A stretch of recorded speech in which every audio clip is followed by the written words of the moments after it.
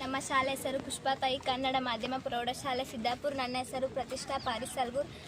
ನಾನು 8ನೇ ತರಗತಿಯಲ್ಲಿ ಓದುತ್ತಿದ್ದು, ನನ್ನ ಸ್ನೇಹಿತರು ಉತ್ತರ ಭಾರತದ ರಾಜವಂಶಗಳ ಕುರಿತು ಕಿರು ಮಾಹಿತಿ ನೀಡಲಿದ್ದಾರೆ. ಉತ್ತರ ಭಾರತದ ರಾಜ್ಯ ಮನೆತನದಲ್ಲಿ ಮೌರ್ಯ ಸಾಮ್ರಾಜ್ಯವು ಒಂದಾಗಿದೆ. ಇದರ ಬಗ್ಗೆ ನಾನು ಒಂದು ಮಾತನ್ನು ಹೇಳಲು ಇಷ್ಟಪಡುತ್ತೇನೆ. ಮೌರ್ಯರು ಸಾಮ್ರಾಜ್ಯಕ್ಕೆ 362ರಲ್ಲಿ ಚಂದ್ರಗುಪ್ತನಿಂದ ಸ್ಥಾಪನೆಯಾದ ರಾಜ್ಯ ಮನೆತನವಾಗಿದೆ. ಕೌಟಿಲ್ಯನು ಚಂದ್ರಗುಪ್ತನಿಗೆ ಮಾರ್ಗದರ್ಶನ ನೀಡಿದನು. ಕೌಟಿಲ್ಯ ಬರೆದ ಕೃತಿ ಅರ್ಥಶಾಸ್ತ್ರವಾಗಿದೆ. ಇದರ ಪ್ರಸಿದ್ಧ ಅರಸ ಅಶೋಕನು ಮಾಡಿದ ಏಕೈಕ ಯುದ್ಧ ಕಳಿಂಗ ಯುದ್ಧವಾಗಿದೆ. ಪಾಟಲಿಪುತ್ರವು ಈ ರಾಜ್ಯ ಮನೆತನದ ರಾಜಧಾನಿಯಾಗಿದೆ. ಉತ್ತರ ಭಾರತದ ರಾಜ್ಯ ಮನೆತನಗಳಲ್ಲಿ ಗುಪ್ತ ಸಾಮ್ರಾಜ್ಯವು ಒಂದು. ಗುಪ್ತರ ಪ್ರಸಿದ್ಧ ಸಂಸ್ಥಾಪಕ ಶ್ರೀಗುಪ್ತ. ಗುಪ್ತರ ಸಾಮ್ರಾಜ್ಯದ ಅರಸ 1ನೇ ಚಂದ್ರಗುಪ್ತ. ಇವನನ್ನು ಮಹಾರಾಜಿರಾಜ ಎಂದು ಬಿರುದು ಹೊಂದಿದ್ದ. ಸಮುದ್ರಗುಪ್ತ ಈ ಮನೆತನದ ಮತ್ತೊಬ್ಬ ಅರಸ. ಇವನನ್ನು ಭಾರತದ ನೆಪೋಲಿಯನ್ ಎಂದು V.S. ಸ್ಮಿತ್ ಅವರು ಕರೆದಿದ್ದರು.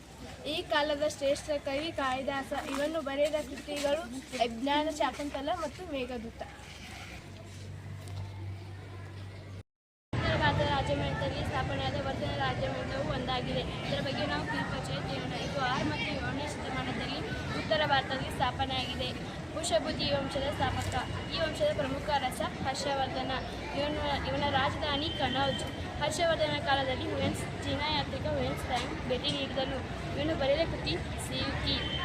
ಹರ್ಷವರ್ಧನಿಗೆ ಉತ್ತರ ಪ್ರದೇಶ್ವರ ಎಂಬ ಬಿರುದಿತ್ತು. ಹರ್ಷವರ್ಧನನು ನಳಂದ ಕಾಲದಲ್ಲಿ ಭೀಮಡಿ ಪುಲಕೇಶಿಗೆ ಸೋಲಿಸಿದನು.